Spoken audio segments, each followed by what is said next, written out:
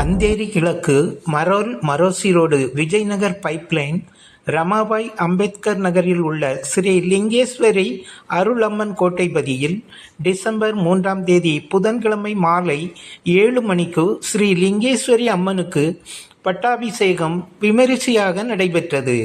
கோட்டைபதியில் சுயம்புவாக உருவாகி 1008 தாமரை மலரில் அமர்ந்து அருளாட்சி புரிந்து வரும் அன்னைக்கு நடைபெற்ற பட்டாபிஷேக நிகழ்ச்சியில் பக்தர்கள் பெருவாரியாக கலந்து கொண்டு சாமி தரிசனம் செய்தனர்.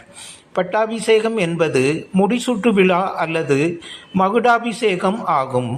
இது பெரும்பாலும் ஒரு தெய்வீக நிகழ்வாக கருதப்படுகிறது. சில சமயங்களில் கடவுளர்களின் சிலைகளுக்கு முடிசூட்டும் விழாக்கள் பட்டாபிஷேகம் என்று அழைக்கப்படுகின்றன. இது கடவுளின் தெய்வீக ஆற்றலை அதிகரிக்கும் ஒரு சடங்காகும். பட்டாபிஷேக விழாவில் இறைவனுக்கு ஆடை அணிவித்தல், கிரீடம் அணிவித்தல், புனித நீரால் அபிஷேகம் செய்தல் போன்ற சடங்குகள் நடைபெறும். இது ஒரு சடங்கு அல்லது விழாவாக கொண்டாடப்படுகிறது. தர்மத்தின் வெற்றியை கொண்டாடும் ஓர் சிறப்பு வாய்ந்த நிகழ்வாக கருதப்படுகிறது. பட்டாபிஷேகம் என்பது தெய்வீக உருவங்களின் முடிசூட்டு விழாவை குறிக்கிறது.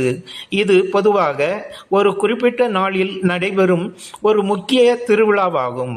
இதில் பல்வேறு சடங்குகள் மற்றும் நிகழ்வுகள் நடைபெறும்.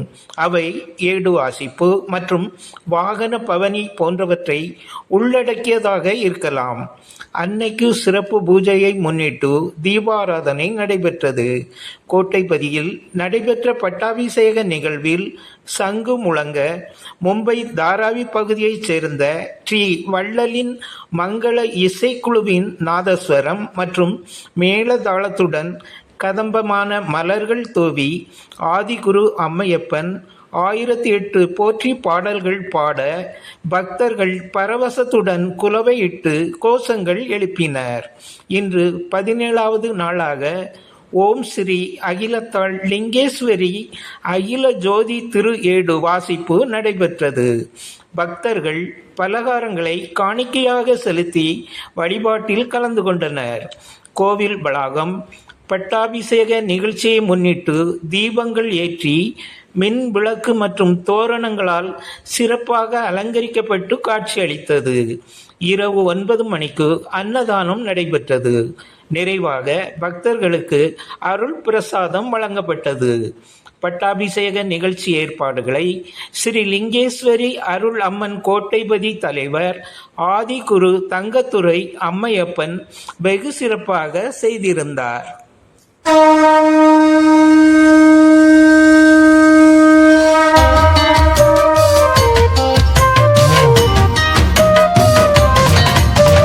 ஆத்தா திருமேனி, ஆத்தா திருமேனி, ஆத்தா திருமேனி, திருமகுடம் கொண்டவள் லிங்கேஸ்வரி மேனி, திருமகுடம் கொண்டவள் லிங்கேஸ்வரி மேனி, பேராய் புகழா ஒரு மேனி, பேராய் புகழா ஒரு மேனி, பெத்தவளாத்தா லிங்கேஸ்வரி பெருமேனி, பெத்தவளாத்தா லிங்கேஸ்வரி பெருமேனி, ஆத்தா திருமேனி, ஆத்தா திருமேனி, திருமகுடம் கொண்டவள் லிங்கேஸ்வரி மேனி.